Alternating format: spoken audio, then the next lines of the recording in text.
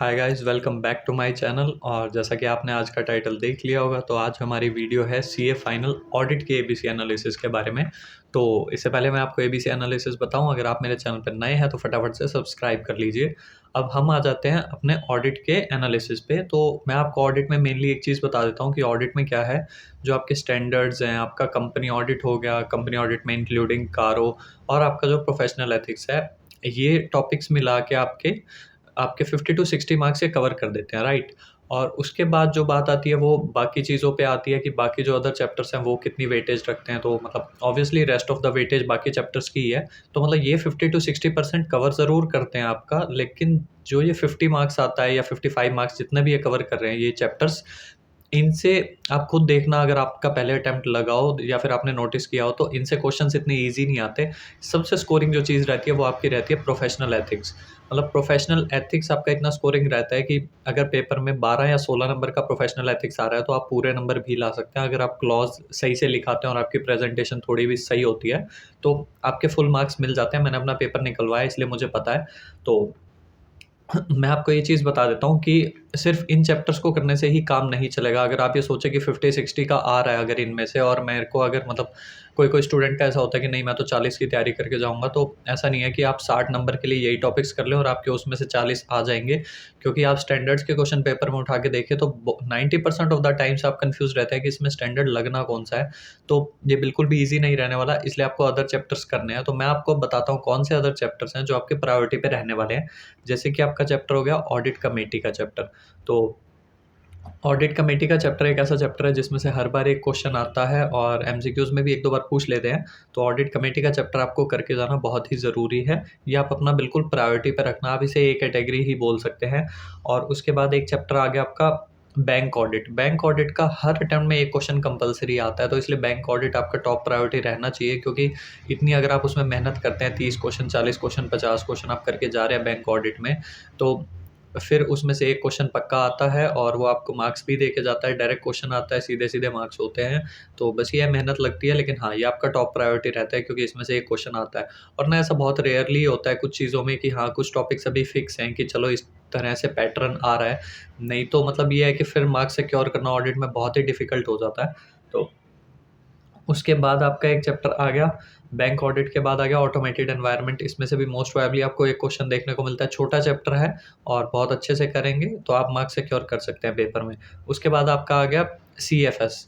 तो जो सीएफएस का चैप्टर है वो थोड़ा-सा वैसे एफआर से भी लिंक हो जाता है, लेकिन ये है कि सीएफएस का चैप्टर भी एक अच्छा चैप्टर है और मोस्टली हर अटेम्प्ट में सीएफएस का क्वेश्चन आता ही आता है।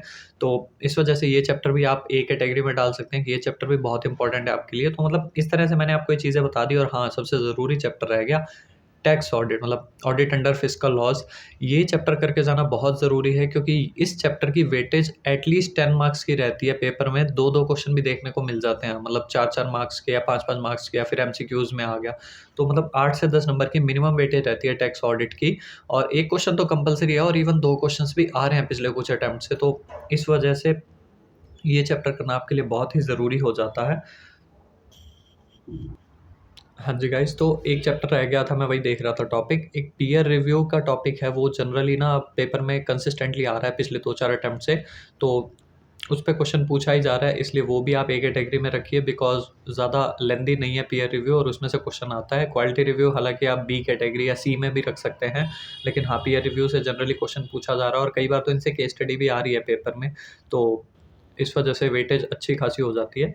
और उसके बाद मैं आपको एक चीज़ बता दूँ, जैसे मैंने आपको स्टैंडर्ड्स का बताया था, तो स्टैंडर्ड्स में एक चीज़ है, जैसे आपके 1-2 टॉपिक हैं, जैसे कि ऑडिट प्लानिंग का चैप्टर है और एक वो रिस्क असेसमेंट का चैप्टर है। 2 चैप्टर आते हैं ना आपके स्टैंडर्ड्स के बाद। तो इन चैप्टर्स के साथ क्या सीन है कि ये जो 2 चैप्टर है ना, इन चैप्टर्स में जनरली एसेस को ही रेफ़र किया गया है। जैसे प्लानिंग वाले में एसे 300 है और इस तरह के एसेस हैं, और उधर से रिस्क असेसमेंट में एसे 315-330 की बात करी है। तो इन चैप्टर्स को अगर आप एसेस पढ़ते टाइम ही कर लेंगे तो आपको कांसेप्ट्स भी क्लियर हो जाएँगे। और ख़ासकर रिस्क असेसमेंट वाले चैप्टर में एक रिस्क बेस्ड ऑडिट है, वो बहुत ही इम्पोर्टेंट रहता है आपके लिए। तो मतलब ये नहीं है कि आप पूरा-पूरा आप सोचें कि मैं प्लानिंग और ये वाला चैप्टर ही स्किप कर जाऊँ। वो मतलब जो आपका टॉपिक है रिस्क बेस्ड ऑडिट, वो वाला टॉपिक आप ज़रूर करके जाएँ। नहीं तो फिर मतलब वहाँ पे ये पेपर में उसमें से क्वेश्चन जनरली देखने को मिलता है और फिर वो बहुत स्कोरिंग होता है और मतलब हम पेपर में अल्टीमेटली यही चीज़ें ढूँढते हैं ना कि कौन सी चीज़ें ऐसी हैं कि हाँ, हम पक्का करके जाएँ और श्योर क्वेश्चन आए और क्वेश्चन भी ऐसा आए कि हाँ, मतलब ज़्यादा ट्विस्टेड ना हो, हम उसमें मार्क्स सिक्योर कर पाएँ। तो ये उनमें से एक टॉपिक है। हाँ जी गाइज़, अब हम आ जाते हैं एक तरह से आप बी कैटेगरी कह सकते हैं कि हम इस चीज़ पे आ जाते हैं। मैं आपको बताता हूँ बी कैटेगरी में क्या है, जैसे मैंने आपको एक मोस्ट इम्पोर्टेंट चीज़ बताई ए कैटेगरी में, वो थी बैंक ऑडिट। अब बैंक ऑडिट से रिलेटेड ये पूरा सेक्टर है, जैसे आपका पीएसयू हो गया, एनबीएफसी हो गया और एक इंश्योरेंस ऑडिट। तो ये जो इंश्योरेंस वाला है, पीएसयू है, एनबीएफसी, इसे आप बी कैटेगरी में रख सकते हैं क्योंकि इनमें से क्या होता है, जैसे बैंक ऑडिट है, उसका तो एक फिक्स क्वेश्चन आना है पेपर में, लेकिन बाकी जो ये चैप्टर्स है ना, ये ऑडिट वाले जो बचे अभी मैंने 3 बताए, इनमें से मतलब 3 में से किसी भी चैप्टर में से एक क्वेश्चन आ जाता है। मतलब बैंक ऑडिट तो एक चैप्टर है, उसका एक क्वेश्चन फिक्स है, लेकिन इन 3 में से किसी में से भी आ जाता है और इस तरह से मतलब आपका हो गया क्वालिटी रिव्यू हो गया, फोरेंसिक ऑडिट से रिसेंटली क्वेश्चंस देखने को मिल रहे हैं, तो उसे आप बी कैटेगरी में रख सकते हैं, थोड़ा इंपॉर्टेंट ही पड़ता है वो और रिसेंटली क्वेश्चंस काफ़ी आ रहे हैं। और उसके बाद आपका हो गया जैसे मतलब यही है मेनली बी कैटेगरी में ये चैप्टर्स आ गए आपके, आप चाहो तो क्वालिटी रिव्यू को रखना और रख लेना। लायबिलिटी ऑफ ऑडिटर है, बहुत छोटा चैप्टर है, आप उसे किसी भी कैटेगरी में रखो, ज़्यादा फ़र्क नहीं पड़ता, उसे पढ़ के जाओगे अच्छा रहता है क्योंकि एमसीक्यूज़ में भी आ सकता है। उसके बाद आपका मतलब आप कह सकते हो जो बचे हुए आपके चैप्टर्स हैं वो आपके सारे सी कैटेगरी में आ जाते हैं, जैसे आपका due diligence, investigation, forensic audit, internal management, operational audit. लेकिन हाँ, मैं आपको एक चीज़ पहले ही बता दूँ, सी कैटेगरी का मतलब ये नहीं है कि ये करके नहीं जाने हैं। एक्चुअल में सी कैटेगरी मैंने सिर्फ वेटेज के हिसाब से रखा है और मैं आपको एक चीज़ और बता दूँ कि पेपर में मतलब जनरली मैं आपको कोई भी ऐसी चीज़ सजेस्ट नहीं करूँगा कि आप थोड़ा स्किप करके जाएँ। एक बार को आप स्टैंडर्ड्स को जब पेपर में करें ना, जैसे 1.5 डेज़ में आप करते हैं, तो उस टाइम पे स्टैंडर्ड्स को 1-1, 2-2 करके रिवाइज़ कर लें कि एक चैप्टर किया, फिर 1-2 स्टैंडर्ड्स, एक चैप्टर किया, 1-2 स्टैंडर्ड्स। क्योंकि क्या है कि स्टैंडर्ड्स में आप एबीसी एनालिसिस किसी का फ़ॉलो करेंगे कि ये स्टैंडर्ड्स इम्पोर्टेंट है, वो भी आप कर सकते हैं, लेकिन वो थोड़ा रिस्की रहता है क्योंकि स्टैंडर्ड्स में कहीं से भी पूछ लेते हैं, कोई गारंटी होती नहीं है। और दूसरी चीज़ ये कि आप मतलब स्टैंडर्ड्स को बहुत वेटेज देते हैं और आप पेपर में देखते हैं कि 30 मार्क्स के तो स्टैंडर्ड्स आते हैं, लेकिन अगर 30 मार्क्स के स्टैंडर्ड्स आते हैं, तो फिर इतनी दिक्कत क्यों होती है कि हमारे 40 भी नहीं आ पाते? उसका मेन रीज़न यही होता है कि हम सारा फ़ोकस ना 1.5 डेज़ में भी और अभी भी पढ़ने में ना सारा फ़ोकस स्टैंडर्ड्स पे लगा देते हैं। जबकि मैं आपको एक चीज़ बता दूँ, जैसे आपका एक चैप्टर है due diligence, investigation, forensic audit, internal management और ऑपरेशनल ऑडिट। ये इस तरह के चैप्टर्स हैं, जैसे फॉर एग्ज़ाम्पल क्वालिटी रिव्यू। अब ये क्या है, एक ही चैप्टर के अंदर 3-3 सब पार्ट्स दिए हुए हैं। लेकिन इनसे जो क्वेश्चन आता है ना, हाँ, आपको पढ़ने में लेंथी लगेंगे, मेहनत आपकी पूरी लगने वाली है इनको पढ़ने में, लेकिन सबसे बेस्ट चीज़ ये है कि जो क्वेश्चन आएगा वो आपसे सॉल्व हो जाएगा। और ट्रस्ट मी, मतलब अगर आप फर्स्ट टाइम अटेम्प्ट दे रहे हैं ना, तो आप खुद ये चीज़ नोटिस करेंगे कि जब आप पेपर में बैठेंगे ना, तो आप ये सोच रहे होंगे कि यार अगर अदर चैप्टर्स पढ़ लिए होते ना, सारा ध्यान एसेज में लगाने की बजाय, तो मेरे मार्क्स आ सकते थे। मतलब ये उस तरह से हो गया जैसे आप लॉ में डायरेक्टर को वेटेज देते हैं ना और फिर पेपर में पता चलता है डायरेक्टर के क्वेश्चन बहुत ट्विस्टेड है और अदर चैप्टर्स कर लिए होते हैं तो बहुत सीधे-सीधे क्वेश्चन आते हैं। तो देखो, मैं आपको ये बिल्कुल भी नहीं बोलूँगा कि कोई भी चैप्टर स्किप करना है, वो आपका अल्टीमेटली लास्ट कॉल आपका रहेगा। कोई 1 चैप्टर या 2 चैप्टर आपका स्किप होता है, वो आप देख सकते हैं, आपकी तैयारी पूरी नहीं हो पा रही, वो एक अलग चीज़ है। लेकिन मैंने आपको ए, बी, सी कैटेगरी इस हिसाब से बताई है कि हाँ, उनकी वेटेज के हिसाब से कि किससे रेगुलर क्वेश्चन आ रहा है और ऐसा नहीं है कि जैसे due diligence, investigation, forensic audit है, इससे क्वेश्चन नहीं आ रहा। मैंने बताया था इनसे क्वेश्चन आ रहा है, पर बस ये होता है कि हर अटेम्प्ट में गारंटी नहीं रहता कि इससे क्वेश्चन आएगा या फिर इंटरनल मैनेजमेंट, ऑपरेशनल ऑडिट से क्वेश्चन आ जाएगा या क्वालिटी रिव्यू का क्वेश्चन आ जाएगा। मतलब ये चैप्टर्स ऐसे हैं ना कि क्वेश्चन तो बहुत आसान देते हैं, लेकिन पढ़ना बहुत सारा पड़ता है और कभी-कभी तो इस चैप्टर में से क्वेश्चन आता ही नहीं है। मतलब 3 चैप्टर में से 1 या 2 क्वेश्चन देखने को मिल रहे हैं। लेकिन एक चीज़ और भी है कि 40 मार्क्स लाने हैं तो इनको भी पढ़ना बहुत ज़रूरी हो जाता है। इनके पहले से निमोनिक्स बना के रखो, इनको अच्छे से पढ़ो क्योंकि अदरवाइज़ फिर आपको बहुत दिक्कत रहने वाली है। अगर आप ये सोचो कि मैं सिर्फ स्टैंडर्ड्स के बेस पे जाऊँगा तो मतलब आप फेल ही हो जाओगे। और अगर आप ए कैटेगरी भी अच्छे से नहीं करके जा रहे तो भी बहुत दिक्कत वाली चीज़ है क्योंकि जो भी मैंने आपको चीज़ें ए कैटेगरी में बताई हैं वो बहुत इंपॉर्टेंट है। बी कैटेगरी और सी कैटेगरी मतलब आप इसको चाहे पूरे कोई बी कैटेगरी में भी कंसीडर कर सकते हो, ऐसा कुछ खास डिफरेंस नहीं है क्योंकि वेटेज लगभग उतनी ही रहती है।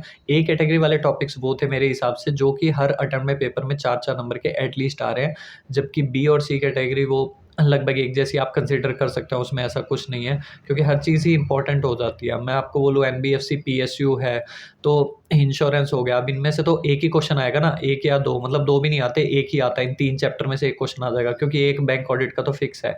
अब इसी तरह से जो बाकी बचे चैप्टर हैं उनमें से भी 2-3 चैप्टर में से 1-1 आ रहा है, जैसे ड्यू डिलिजेंस वाले, इंटरनल ऑडिट मैनेजमेंट वाले मैंने आपको बताए। तो वही है, ये सारी चीज़ें आपकी बी कैटेगरी में आ जाती है, तो बी और सी को एक जैसा ही मान के चलो। ए कैटेगरी मैंने आपको बता दी कैसी है, तो ये सारी चीज़ें थी मेनली जो मेरे को आपको बतानी थी कि इस तरह से आप पढ़ेंगे तो आपके लिए बेटर रहेगा। हाँ जी गाइस, सॉरी ये वीडियो थोड़ी लंबी होगी, बस 1-2 चीज़ें आपको मैं इम्पोर्टेंट टिप्स दे दूँ जो आपको ऑडिट के पेपर में ध्यान रखनी है, वो ये है कि आप आईसीएआई के जो एमसीक्यूज़ हैं, उनकी प्रैक्टिस अगर आपको खुद से लग रहा है टाइम वेस्ट हो रहा है, तो यूट्यूब पे किसी टीचर की वीडियो से कर लें, बट एटलीस्ट कुछ करके जाएँ क्योंकि आपको फिर थोड़ी प्रैक्टिस रहती है, कॉन्फिडेंस रहता है, वो अलग ही रहता है और हाँ, थोड़ा आपका माइंड ओपन हो जाता है उन चीज़ों से। तो एमसीक्यूज़ ज़रूर करके जाओ, उन्हें स्किप मत करें। और उसके अलावा दूसरी चीज़ ये है कि जब एमसीक्यूज़ पेपर में करने हो ना, तो एक टाइम लिमिट सेट कर लें कि 30 मिनट से ऊपर मुझे एमसीक्यूज़ को नहीं देने हैं क्योंकि ऑडिट का पेपर भी बहुत लेंदी रहता है। तो इसलिए 30 मिनट से ऊपर देंगे तो फिर आपकी थ्योरी छूटेगी और एटलीस्ट उन्हीं क्वेश्चंस को पहले करना जो क्वेश्चन आपको आते हैं, चाहे वो थ्योरी हो, चाहे एमसीक्यूज़ हो, बाकी का बाद में कर लेना। तो इस तरह से आप ऑडिट में बहुत अच्छे मार्क्स सिक्योर कर सकते हैं। और हाँ, अगर आपको मेरे से पर्सनल गाइडेंस लेनी हो वन ऑन वन तो आप मुझे व्हाट्सएप भी कर सकते हैं उसके लिए। मेरा व्हाट्सएप नंबर है 9996457191। हम मिलते हैं आपको नेक्स्ट वीडियो में। Thank you so much.